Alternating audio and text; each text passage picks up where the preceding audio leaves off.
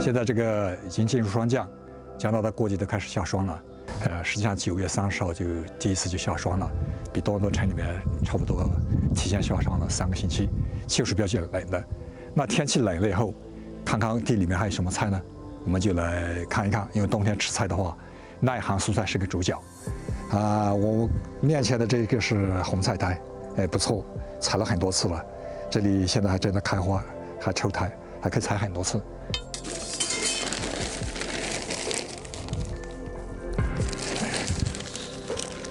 莴笋，个头小一点，长势也不错。这边也是萝卜，可以收获了。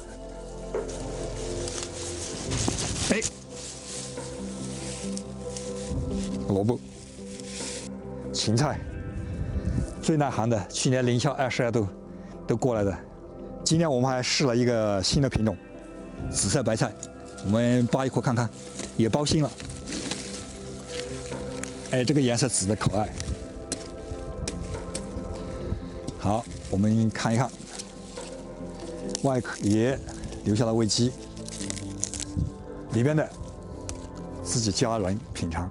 它的包心包的还好，大概一颗的重量2公斤左右，可食部分的话1公斤多，也够一家人吃一顿了。这个大家可以看到这个非常脆嫩，特别这个颜色非常可爱。那它颜色是紫色的，它的花青素含量就非常的高。今天这个大白菜长势特别好，我们已经开始吃了2周了，就是下霜以后它的口味非常好。我们来扒一颗试试，这一颗高度差不多半米了。哎呦，这一颗白菜起码有5公斤重，扒一颗出来，一家人够吃2顿了。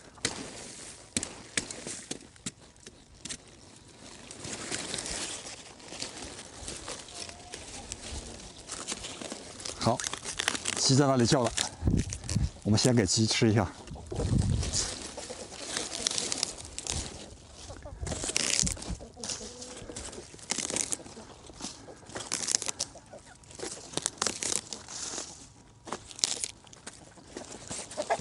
这个大白菜包心包得很好，味道也不错。那通常大家种大白菜的话，会遇到这么3个问题。一个的话是这个不包心，再一个就是大根病。大根病什么情况呢？就是根上会出一些像萝卜头一样的东西，但其实不是萝卜，是生病了。再一个就是被虫咬的千疮百孔，我们这个刚好外边有一点点，但是里边的话完好无损。针对这3个问题，怎么去解决呢？首先一点，品种选择非常重要。那品种选择，我们这个是一个非常好的品种，叫麻叶青。它在春天也可以种，秋天也可以种。它的最大的好处就是什么呢？这个不爱抽苔，生长茂盛。秋天这一次包心包得特别好，我们种了差不多10几年了。我给大家推荐这一个，它耐寒性不错。根据我们去年的经验的话，它耐寒性可以扛到零下12度左右，就是一直差不多在多伦多的话能持续到将近1月10号、1月15号这个样子。那这就说我们这个这3箱大白菜的话，一家人吃到这个1月中旬是没有问题的。除了品种选择好了以后，那就是播种时机的问题。这个麻叶青的好处就是我们春播，这个3月底4月初播种，它到了6月份是可以收获的，这个包心还不错。那秋季它的包心包得特别好，就是什么时候播种呢？就是要到7月30号播种，然后的话，我们这个9月30号下霜的时候，那个时候它其实包心就包好，个头已经长好了。9月30号以后，它不生长也没关系。那在地里面保持生长状态，它耐霜冻，受霜冻它味道特别好。因此到播种时机的话，我们这个品种选择好以后，这个播种时机上掌握好，那就包心就包出来了。那第3个问题就是虫子的问题。虫子的问题的话，白菜上主要是2个虫害，一个是菜青虫，一个是剪刀虫。那菜青虫的话，我们就是预防的方法，它春天是没有的，主要是秋季这一次，就是8月份、9月份这一次。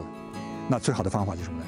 就是覆盖防虫网，播种以后就覆盖防虫网。它主要是什么？8月中旬开始，蝴蝶产卵，产到叶子上以后，然后这个到了这个9月初、9月中旬开始大量危害，吃叶子。另外一个剪刀虫，剪刀虫在野外的话，一般来讲都是一个很常见的问题。剪刀虫诱发的主要原因是什么？地里面有大量的没有沤透的、没有腐化的这个木质，它本来是靠木质为生的，你有菜了以后，它当然吃菜。当然我们这里好在什么呢？有鸡，这个种菜之前鸡出来菜地里面跑一跑，把这个大部分剪刀虫吃了，起到控制的作用。再一个的话，这个一定要坚持田园清洁，菜里面这个菜地里面不要放没有沤透的肥料，然后的话杂草杂物及时清理，这样就可以虫子就可以防住。另外一个大根病，大根病的话是一种土传病害，十字花科的土传病害，非常严重。那靠什么解决？靠轮作来解决。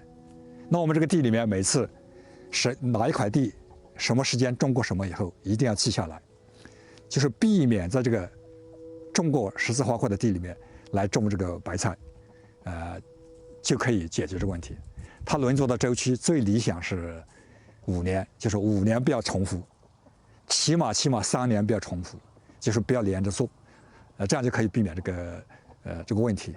但大白菜的话，它有个什么问题呢？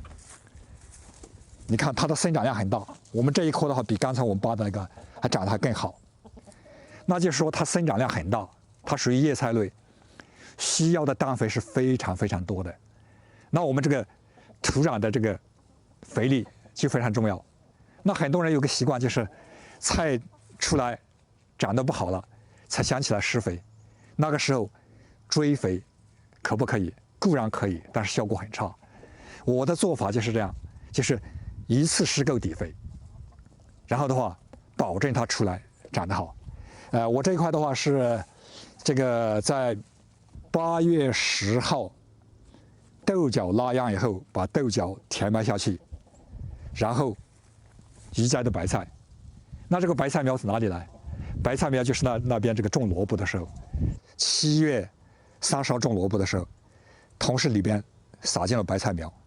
白菜苗起到2个作用，一个对萝卜起到了保护作用，再一个多余的白菜苗，我们到这个拉秧出来的时候，我们拿去栽在那里面就出来了。但这一块萝卜和15天前这早2周的萝卜比起来就差很远，这个就小一点。就说7月15号种萝卜是必须的，但7月30号种萝卜就差，种白菜没有问题。因此的话，种进去以后，那里面填埋的这个豆苷的话，是1个平方米差不多达到了50-60公斤豆苷，就是把这个地挖深40公分，填埋进去，这个足有至少30公分的这个豆角苷，再把土盖回来，保证表土有30公分的这个土层，就没有问题。豆角在下边迅速分解，等到这个小菜苗的根长下去的，提供了很好的肥料。因此的话，我在这个移栽白菜的时候，仅仅是我这里你看，大家可以看出来，这个株距40公分左右，那行距的话就50公分左右。按照弹拨的话，每弹里面放了30克的这个 Gross Delight， 就这样，让这个肥料就变得非常非常的简单。然后这个菜也长得非常壮。我们把这个拿出来看一看，这个大家可以看看，这个个头长得非常好，非常好，也是足有5公斤以上，里边没有什么虫眼。这样的话，菜长得非常壮，产量也高，就保证了菜的生长。像这样的菜的话，它包心包好了，里边品质非常好，然后的话，在这个时候也增加了它对寒冷的抵抗。让它持续到1月份是没有问题的。我们这个一家6口吃这个菜，差不多就说，每天这个扒1颗够吃了。然后的话，这么多颗菜，持续到1月份，解决了很大的问题。那白菜什么问题呢？白菜有个最大的好处，它可以说是最 popular 的这个蔬菜。